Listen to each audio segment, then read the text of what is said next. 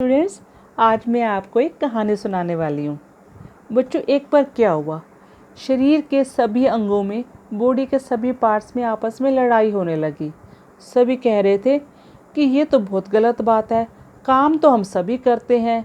हाथ बोले हम काम करते हैं, पैर बोले हम काम करते हैं, दांत बोले हम काम करते हैं, जीभ बोले हम काम करते हैं, लेकिन खाना सारा पेट को ही मिलता है। ये तो गलत चीज़ है ना, ऐसे नहीं होना चाहिए।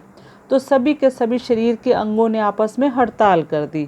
हड़ताल करने का नतीजा क्या हुआ, सभी बॉडी पार्ट्स धीरे धीरे कमज़ोर होने लगे। उसके बाद दिमाग ने इनको समझाया कि तुम लोग गलत सोचते हो, ऐसा नहीं होता। पेट जो भी खाना खाता है उसमें से एनर्जी निकाल करके हम सबको बराबर बराबर बांट देता है, जिसको जितनी चाहिए होती है। तो सभी अंग हैरान होने लगे कि ऐसा कैसे। तो दिमाग ने उनको कुछ इस तरीके से समझाया। तो आइए जानते हैं दिमाग ने उनको क्या कहानी सुनाई। दिमाग ने उनको बताया कि देखो, सबसे पहले हम खाना लेते हैं, खाना कहाँ जाता है, मुंह में जाता है। तो जीभ क्या काम करती है, जीभ के अंदर सलाइवा होता है। हमारी जो टंग है उसमें थूक या लार या सलाइवा जिसको कहते हैं वो मिला होता है। ये क्या काम करता है, ये खाने के अंदर खाने को थोड़ा सा सोल्यूबल बनाता है, थोड़ा सा लिक्विड सा उसमें चेंज करता है। अदरवाइज़ अगर ड्राई खाना होगा तो ये फूड पाइप में आगे पास ही नहीं हो पाएगा। और उसके बाद ये टीथ क्या करते हैं, टीथ इस खाने को ग्राइंड करते हैं, छोटे छोटे टुकड़ों में चबाते हैं ताकि ये खाने के छोटे पार्टिकल हो जाए। और ये फूड पाइप है, फूड पाइप जिसको कि हम ओएसोफेगस भी बोलते हैं, इसमें से खाना क्रॉस होता है। एक्चुअल में खाने को डाइजेस्ट करने के लिए ना कई डिफरेंट प्रोसेसेस से होकर के गुजरना पड़ता है, डिफरेंट पासेस से होकर गुजरना पड़ता है, डिफरेंट टाइप के बॉडी पार्ट से होकर के गुजरना पड़ता है। सबसे पहले खाना कहाँ जाता है, मुंह में जाता है। इसको बक्कल कैविटी भी कहते हैं। बक्कल कैविटी ये मुंह को कहते हैं, ठीक है, इस हिस्से को बक्कल कैविटी कहते हैं। तो खाना मुंह में जाता है, वहाँ पे इसके साथ लार मिलती है जिसको सलाइवा कहते हैं। टीथ इसको ग्राइंड करते हैं। उसके बाद खाना कहाँ जाता है, ओएसोफेगस यानी कि फूड पाइप के अंदर जाता है। बच्चों, आप यहाँ पे एक चीज़ ध्यान रखना, फूड पाइप, ओएसोफेगस और हमारी जो सांस की नली होती है वो दोनों साथ साथ होते हैं। तभी कहते हैं कि खाना खाते समय जल्दी नहीं करनी चाहिए। अगर कोई भी खाने का पार्टिकल हमारी सांस की नली में अटक जाए तो फिर वो आगे जाके हमारी सांस लेने में हमें दिक्कत हो सकती है, ठीक है। तो इसलिए खाने खाते समय बोलना नहीं चाहिए, खाना आराम से खाना चाहिए। देखो ये दोनों पाइप्स कितने साथ साथ है ना, सांस की लेने की नली और खाने की नली बिल्कुल साथ साथ है। तो उसके बाद ये खाना आगे जाता है स्टमक में। ये स्टमक, ये इसकी शेप कुछ जे जैसी नहीं लग रही है ना, तो ये जे शेप का ये स्टमक है, स्टमक के अंदर जाता है। अब स्टमक के अंदर क्या होता है, कुछ डाइजेस्टिव जूसेस होते हैं और हाइड्रोक्लोरिक एसिड होता है। हाइड्रोक्लोरिक एसिड बहुत ही तेज़ एसिड होता है और वो इतना तेज़ होता है कि हम जो कुछ भी खाते हैं सभी खाने को पचा देता है। अब आप पूछोगे कि ये खाने को पचा देता तो हमारे शरीर को भी नुकसान करता होगा।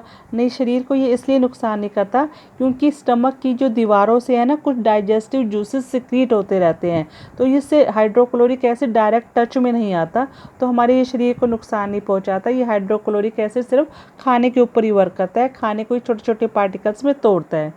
उसके बाद जब जैसे धीरे धीरे ये खाना आगे सरकता है तो फिर यहाँ पे ये गाल ब्लैडर होता है। गाल ब्लैडर के अंदर से कुछ लिक्विड सा निकलता रहता है, कुछ केमिकल निकलता रहता है और ये खाने के ऊपर ड्रॉप बाय ड्रॉप गिरता रहता है। और गाल ब्लैडर में से जो जूसेस निकलते हैं उन जूसेस का काम होता है बॉडी के अंदर हम जो भी घी या फैट वाली चीज़ें लेते हैं उनको सोल्यूबल बनाना, उनको डाइजेस्ट करने के लिए छोटे छोटे पार्टिकल्स में तोड़ना। उसके बाद गाल ब्लैडर के बाद ये खाना यहाँ से क्रॉस होता है, ये यहाँ पे ये लीवर है। जो लीवर है हमारे बॉडी का सबसे बड़ा लीवर ग्लैंड होता है। लीवर वो पार्ट होता है बॉडी का कि हम जो भी खाना खाते हैं ना उस खाने में से अगर हम अच्छा खाना खाते हैं तो अच्छा ब्लड बना के हमारे सारे शरीर को भेजता है। अगर हम गंदी चीज़ें खाते हैं, चिप्स वगैरह खाते हैं, तो हमारा ब्लड भी अच्छा नहीं बनता। तो हमारा लीवर जो सबसे बड़ा लार्जेस्ट ग्लैंड है, इसका काम होता है पूरे शरीर के अंदर खून बनाना, ठीक है। अभी अगर अच्छा खाएंगे तो अच्छा खून बनेगा, अगर अच्छा नहीं खाएंगे तो खून अच्छा नहीं बनेगा। उसके बाद लीवर ने अब खाना ले लिया। अब क्या होगा, जो भी इम्पोर्टेंट चीज़ें थी वो तो हमने फूड में से ले ली। अब उसके बाद जो बचा वेस्ट को बॉडी ने बाहर निकालना है शरीर में से।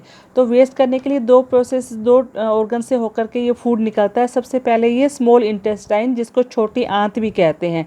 यहाँ पे भी ना छोटी छोटी वीली होती है। ये वाली जो आंत है ना, इसकी लंबाई बहुत ज़्यादा होती है, नियर अबाउट 7.5 मीटर इतनी लंबी होती है ये, यानी कि हमसे भी ज़्यादा लंबी होती है।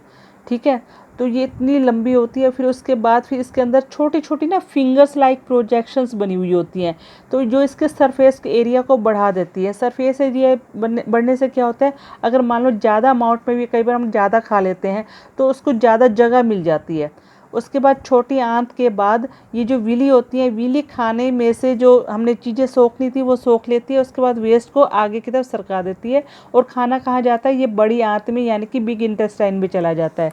बिग इंटेस्टाइन में क्या होता है, खाने में से जो सॉलिड जो चीज़ें होती हैं वो अलग हो जाती हैं और जो लिक्विड चीज़ें अलग हो जाती हैं। और उसके बाद धीरे धीरे बॉडी में एनएस के थ्रू ये बाहर निकाल दी जाती है गंदगी, क्योंकि खाना तो हमने ले लिया।